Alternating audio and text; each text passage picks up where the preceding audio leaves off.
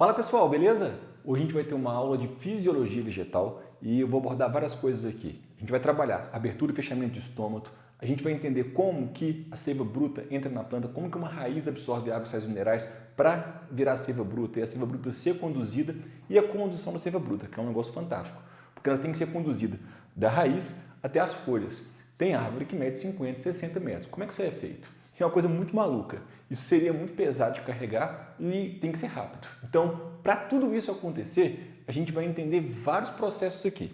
Para poder começar, eu te mostro aqui um corte da folha. Você já conhece esse corte de outras aulas. Quando eu penso nesse corte da folha, epiderme superior, epiderme inferior. Lá na epiderme inferior, a gente tem o que a gente chama de estômato, que é um anexo do epiderme inferior. Tá lembrado?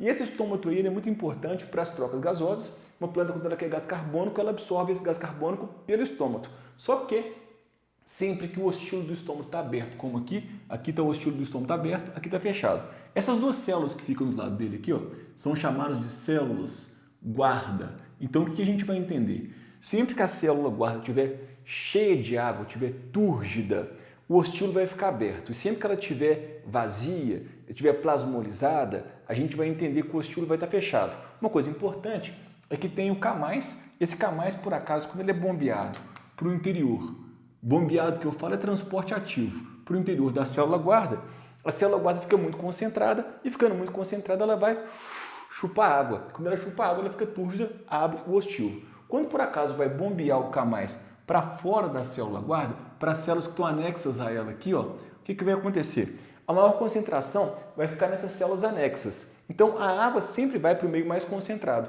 Então, ela vai sair da célula guarda e vai para a célula anexa. Aí ela vai perder água. A célula guarda vai perder água e o ostilo vai fechar. Algumas coisas estimulam isso. Por exemplo, a luz estimula que o K+ seja bombeado para dentro da célula guarda para abrir o ostilo. Isso é uma coisa interessante. A luz estimula isso, ela estimula para quê? Para que ocorra a fotossíntese, porque se por acaso está aberto o ostilo, vai entrar CO2. E se tem luz, a planta quer CO2. CO2 mais água. A água não vem da atmosfera, a água vem desde a raiz, ela vai ser conduzida pelo xilema e vai até a folha. Então, somando gás carbônico mais água e, além disso, a luz, fotossíntese. Então, a luz estimula a abertura, o escuro estimula o fechamento. Isso na maioria das plantas. É claro que tem aquelas exceções, tipo as plantas xerófitas, as cactáceas, por exemplo, elas faziam o contrário, mas porque o ambiente que elas vivem é muito seco. Então elas não podem abrir o ostilo do estômago a qualquer momento. Elas têm que abrir à noite para poder pegar o gás que ela precisa, porque senão ela desidrata demais. Mas normalmente, o geral, a luz estimula a abertura e o escuro vai estimular o fechamento do ostilo do estômago.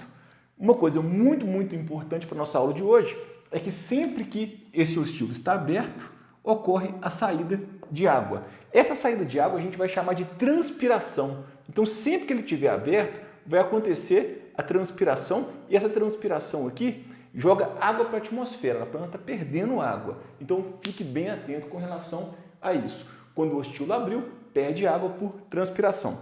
Essa é a primeira base da aula de hoje. Segunda coisa importante, aqui está um corte de uma raiz, de fora para dentro.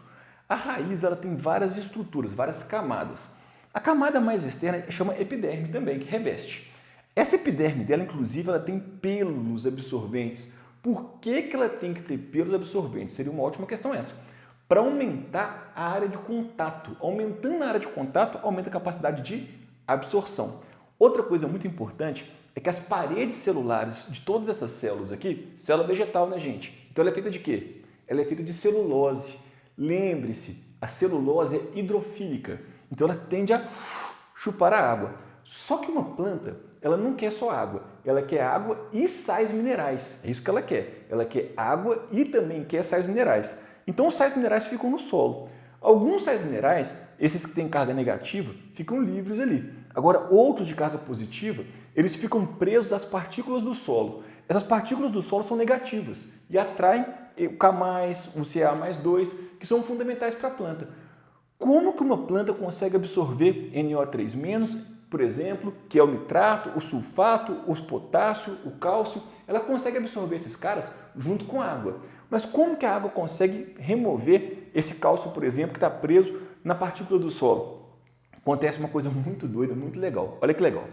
A raiz respira. Quando ela respira, ela libera um gás. Vocês lembram qual é o gás liberado na respiração? Acredito que sim, né? O gás liberado na respiração é o CO2. Então, olha que doido aqui, ó. O CO2 que é liberado, ele vai reagir com a água que está no solo. CO2 mais água vai formar H2CO3. Lembram disso? Esse cara chama ácido carbônico. O ácido carbônico, por sua vez, em meio aquoso, ele vai liberar HCO3-, que é o ion bicarbonato, mais esse cara aqui, ó, H+. Então, olha que legal. O H+ troca de lugar com o K+, por exemplo. Sai o K+, ficou livre e vai ligar aqui, ó, o H+. Assim é possível deixar o K+ livre, um outro H+ liga aqui e deixa o Ca2+ livre também. Agora nós temos cálcio livre na água, nós temos o sulfato, o nitrato, todo mundo agora está dissolvido livre na água. Agora a planta pode absorver. Qual que é a estratégia maluca desse cara ficar preso, por exemplo, na partícula do solo? É porque quando tem a lixiviação, tende a carregar os íons.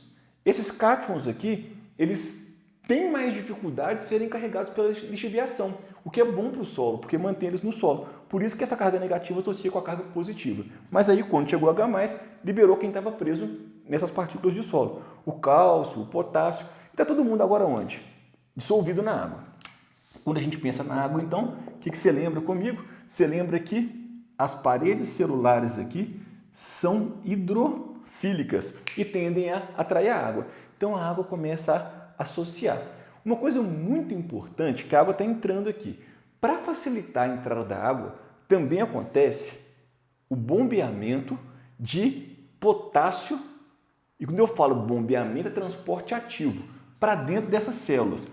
Pensa comigo, se essas células aqui vão ficando mais concentradas nesse sentido, a água tende a ir para as células mais concentradas, a água tende a ir para o meio hipertônico. Então a água vai tender a entrar. E a água entra. A água tem mais de um caminho. Um primeiro caminho que eu vou te mostrar aqui, ó, é esse. Ó. Observe que a água está passando dentro das células até chegar no destino final. Quem que é o destino final? Observe, ó, xilema. Então essa água passou por aqui. Agora, vê se você consegue perceber a diferença nesse caminho aqui, ó. Olha aqui, ó. Olha só, ó, ó. Agora ela vem aqui, ó, e também chega no xilema.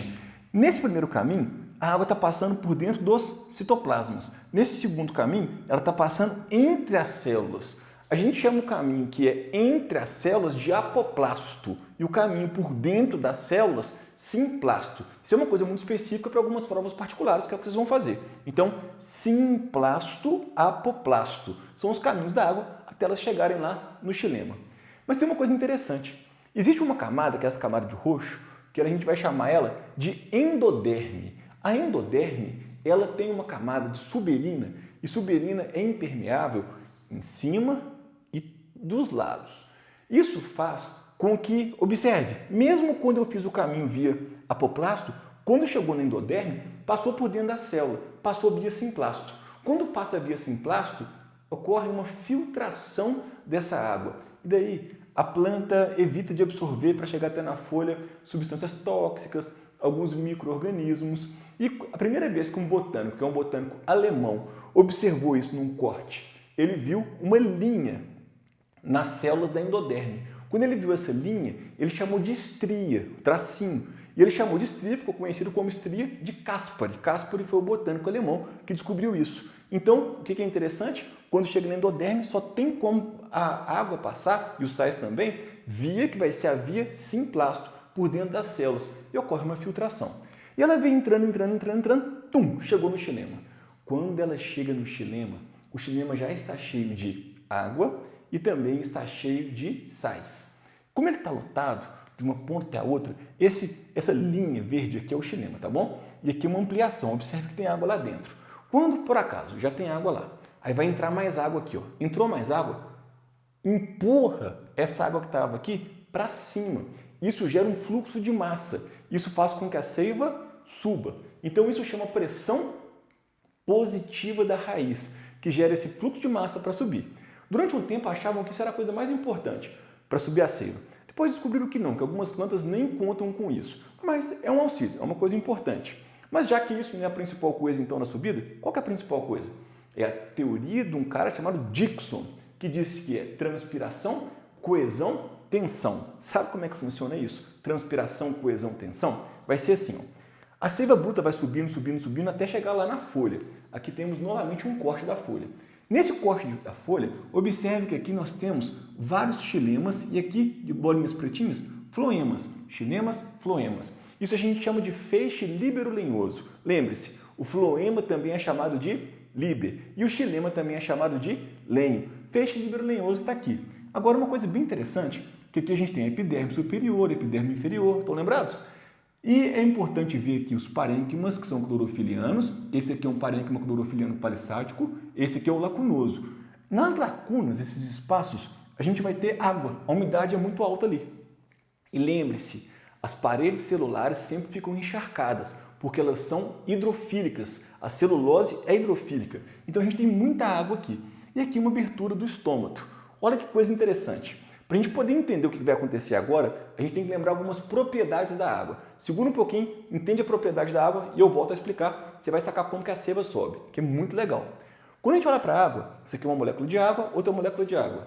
Vocês lembram qual que é a interação intermolecular entre essa molécula e essa molécula? Acho que sim, né? A interação intermolecular entre essa molécula e essa molécula, está aqui, ó, é a ligação de hidrogênio. É muito, muito importante a gente lembrar que quando a gente tem essa ligação de hidrogênio aqui, entre água e água, moléculas iguais, a gente vai chamar isso de coesão. Então, isso aqui vai ser uma coesão. Além disso, vai existir uma interação da água com a parede do xilema. Lembre-se, tem celulose, celulose hidrofílico. Então, essa interação aqui, a gente vai chamar de adesão, que é da água com a parede do vaso, com a parede do xilema. Tudo bem para vocês? Então, qual que é a vantagem da adesão? Existe uma coisa que chama gravidade, que faria a seiva bruta descer. Como está aderido, diminui a chance dela descer, já segura. Agora, qual é a lógica da coesão? Vem para cá, olha que interessante. Voltando nesse esquema aqui, muita umidade, umidade, umidade, umidade, aqui o ostilo do estômago. Ocorre a transpiração. Quando ocorre a transpiração, ocorre a saída da água. Quando ocorre a saída da água aqui, a gente vai diminuir um pouquinho de água aqui. Diminuindo um pouquinho de água aqui, a gente tira um pouquinho de água da parede celular de celulose lá do xilema ali, daquela região do xilema. Porque essa água daqui vai fluir para cá. Então ela fluiu para cá e agora a que está dentro do tubo vai ser atraída. Quando ela é atraída, pense, olha que legal, quando ela é atraída, essa é uma molécula de água, essa é uma outra molécula de água. Elas têm uma interação. A interação delas é a coesão. Quando uma molécula é atraída, puxa a outra. Puxa a outra, que puxa a outra, que puxa a outra, que puxa a outra, que puxa toda a coluna de água para cima. Então, quando ocorre a transpiração e a água sai no ostilo, por causa da ideia da coesão, toda a coluna de água é tracionada para cima. E assim, a seiva sobe em árvores imensas e ela sobe rápido.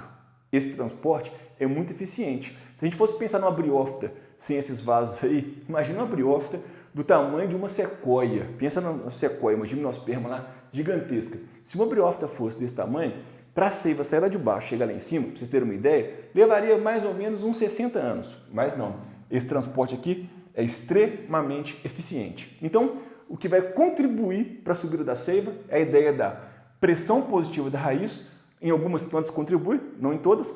E, principalmente, transpiração, transpirou, por causa da coesão, vai gerar uma tensão que vai tracionar toda a coluna de água para cima lá no xilema. E assim a gente entendeu a subida da água. Beleza, galera? Valeu, espero que tenham entendido tudo aí, espero que tenham curtido, espero que tenham gostado. Valeu!